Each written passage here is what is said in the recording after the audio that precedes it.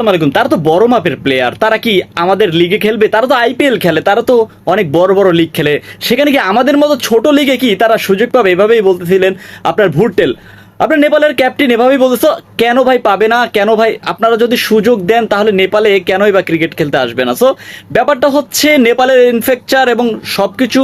আপনারা একটা কথা আছে না ভাই, আপনি যদি ভালো পরিবেশ না পান তাহলে আপনি কিভাবে ক্রিকেটটা খেলবেন? হ্যাঁ, আপনাদের দর্শক আছে বটে, কিন্তু আপনাদের ভালো ড্রেসিং রুম বলেন, ভালো মাঠ বলেন, এগুলোরই অভাব। সো সব দিক থেকে বিবেচনা করে ক্রিকেটাররা কিন্তু আপনার এনপিএল নেপালের প্রিমিয়ার লিগটা খেলতে যায়। সো সেদিক থেকে আপনার অন্যান্য আপনার বাংলাদেশি ক্রিকেটাররা আপনার আলাদা নয়। সো মুস্তাফিজ যে খেলবে না এমন কোনো কথা না, মুস্তাফিজ খেলবে হয়তো, বা তারা আপনাদের ইনফ্রাস্ট্রাকচারটা আরো বাড়াতে হবে। সো সেক্ষেত্রে আমি বলতে চাই, একটা ছোট বড় দেশ নেই, আপনার প্রত্যেকটা প্লেয়ার যারা আছে তারা কিনা টাকা যদি দেয়া হয় তাহলে আপনার অবশ্যই আপনি বড় বড় প্লেয়ার পাবেন অবশ্যই, কিন্তু টাকার দিক থেকেও তো জিনিসটা দেখতে হবে। সো নেপাল এবং বাংলাদেশের খেলা নিয়ে এইভাবেই বলতেছিলেন ভোট্রেল। সো আমরাও চাই নেপাল ক্রিকেটটা বড় কিছু হবে, আমরা কেন বা যাবো না ভাই? আমরা তো চাই আমাদের প্রতিবেশী দেশ, আমরা অবশ্যই যাবো। সো এভাবেই চলতে মুস্তাফিজ এবং সাকিব আল হাসান বলেন না কেন, তারা এখন একটা পর্যায়ে চলে গেছে এবং তাদের লেভেলটা হয়ে গেছে এখন অন্য পর্যায়ে। সো আমরা আশা করবো ইন ফিউচারে বাংলাদেশের অনেকটা প্লেয়ার তাদের এনপিএল খেলতে যাবে।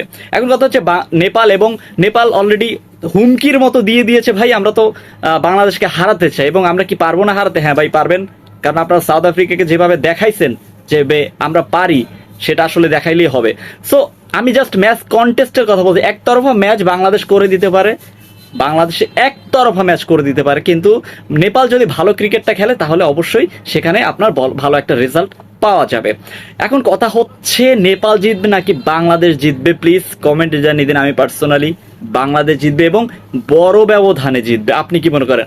বাংলাদেশ যদি আগে ব্যাটিং করে তাহলে কত রান করতে পারে? আমি 170-80 হলে এনাফ, এই পিচে 170-80 এনাফ।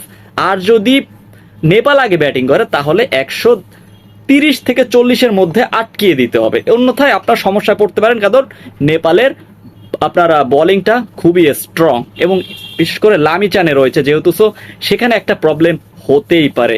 পার্সোনালি ফিল করি বাংলাদেশের হয়ে সর্বোচ্চ তাহিদ হৃদয় রান করবে। এবং আপনি কি মনে করেন তাহিদ হৃদয় কত রান করবে? প্লিজ কমেন্টে জানিয়ে দিন। এবং সর্বোচ্চ উইকেট কে পাবে কমেন্টে জানিয়ে দিন। আমি তো মুস্তাফিজের পক্ষে আছি, সো আপনি কার পক্ষে আছেন প্লিজ কমেন্টে জানিয়ে দেন। আর হ্যাঁ, আপনার ভালো একটি কথা হচ্ছে ভাই, খেলতে যাব, আপনাদের অসহায় হওয়ার মতো কিছু নাই। বাংলাদেশের প্লেয়াররা নেপালে খেলতে যাবে, সো প্যারা নিয়ে লাভ নাই।